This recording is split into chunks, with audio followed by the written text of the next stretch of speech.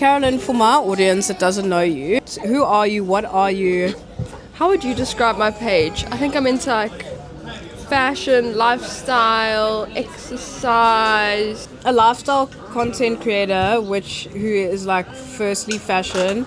I would say you like a maximalist, colorful, Yes. fun, fashion. I'd just say like fun. Yeah. Fitness, wellness. So you don't take yourself too seriously, which is Yes. what I really like. Like I'm super open to be so for real. One thing you might not know about Carolyn, I think because you only have started posting your kids like a lot recently, Yes. is that Carolyn is a mother of 3. Yeah. I know, we're teen moms. Literally, like look at us at 18. We obviously love our kids so much, but it's really tough Yeah. being, finding out that you're pregnant and then going through the whole process of pregnancy, being anxious. And tell us a little bit about your first and second and third births, I guess. So we actually found out, like you mentioned, Slade was prem, and then obviously my first baby, he ended up coming 2 months early because like the amniotic sac that he was in basically ruptured, which was pretty like traumatic because it's like, okay, you're gonna have your baby like right now. You have 45 minutes between finding out and like getting into theatre. So it's like, and I fell pregnant. I got married at 20. Fell pregnant on honeymoon, had my first baby at 21. My 21st birthday was a gender reveal party, and people brought me gifts. So my dad's like, "Why are they bringing you gifts to gender reveal?" I'm like, "Cause it's also my 21st birthday." A birthday party. Traumatic experience, and then I had fell pregnant when he And was. you were also saying he was 1.8 kgs when he came Yes. home, which is so tiny. Like literally, to consider my last one was born at 36 kg. I mean, 3.6 kgs, 36. He basically. He basically is. Yeah. I was like, he's so heavy compared to Slade. Like that's a vastly big difference. Yeah. And your second pregnancy, you said, was also really rough. Second Well, preg- not pregnancy, but Well, the pregnancy was pretty hectic. Like I vomited right up to 25 weeks every day. So I wasn't having like the right folic acids and nutrients. So it could have been why my daughter ended up being born with a cleft palate. So I like don't know about that her though. palate never. It's like closed. Hey? I mean, I also could have like it could be anything. I had antibiotics at one point because I had a bladder infection. So like it could have been that. It could also just be like fate. Do you know what I mean? Yeah, Like, exactly. You it will never happened. know. Yeah. You'll never know. Which I think is also the hard thing about pregnancy is like you can literally be like you, young, healthy, me, also youngish. I was 28 till 29 when I fell pregnant. Like you never go into it and being like, oh my gosh, there's going to be like complications. But so many women have complications, and it's just like, why? You do all the right things, or you think you do. Like, surely not taking your folic acid is not going to be detrimental. Yes, Or and like, you know, like there's so many people. Like think of South Africa that don't have access to any of those. They don't take anything. pills. Exactly.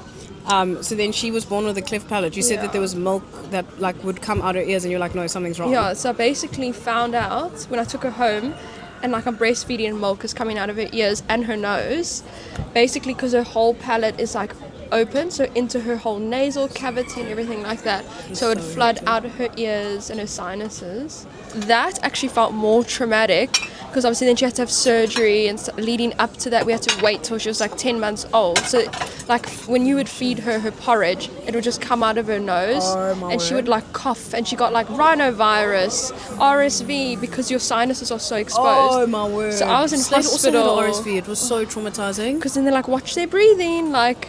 It's like all of these small things that you would never know if you just saw like your page, or if you just saw my page. Like, Yes, and I to would never speak say. about it, it also feels like it's a little bit liberating to be like, Yes. okay, like this is, I went through this, and it's okay to talk about it, and other people have gone through it. Like, you're not like, alone. oh my gosh, you were also in the NICU, or Well, like, do you know how much people have come to me and been like, you just made pregnancy look so beautiful and amazing. It's like, you're so lucky that it was so easy. And I'm like, I just didn't post or ever share the harsh reality because I felt so vulnerable. I was like, I'm not up for criticism. Like for someone to come and say, why do you have a prem baby and a cleft palate? Like, what are you doing? So I was like, I'm not going to overshare and allow people to come at me when I'm vulnerable. But I feel like now I'm like secure enough. Yeah, I feel the same. Like at the time, we obviously didn't share anything online. Like there was a certain point in my pregnancy where I just stopped posting on Instagram, like went off Instagram, because I just felt like I don't know what's going to happen with this pregnancy. I don't know if I'm going to be okay. I don't know if the baby's going to be okay. And then like you like see everybody else is announcing, oh, my baby, beautiful boy was born on this day, and I didn't even like post anything because it was just too traumatizing. Like Yes. there was so much going on. He's in the hospital. You don't know if he's going to be sick or fine or like. It's just so overwhelming. And I'm not sure when you had a cesarean, did you have to now wait the next day to meet him? Yeah, so that day I think it was like 2 p.m. that I gave birth. Brad could go see him, and then it was only, I think, the next day. But Which is also like, you've now been growing this baby and it's like taken away from you. That was hard for me.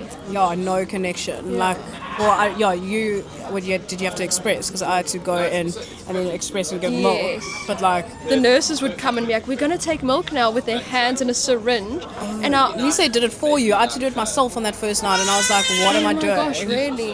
Yeah, Well, so I got like this much. They all was like, no one's ever really seen my boobs, and now I'm like letting a group of women milk me like a cow. Okay. I'm being milked. No, literally. No, it's so hectic. It's like everything that you, like, I don't know, pregnancy and birth is so like out of your control and raw. Like you just like, I'm just like This is an a human animal. experience. Yeah, This is like the realest human experience. So I always also think, like, I was saying, like, you have to prepare yourself as well for the postpartum, the post-birth, because pregnancy can be tough, but then postpartum, like finding yourself and everything. I definitely think, How did you find it?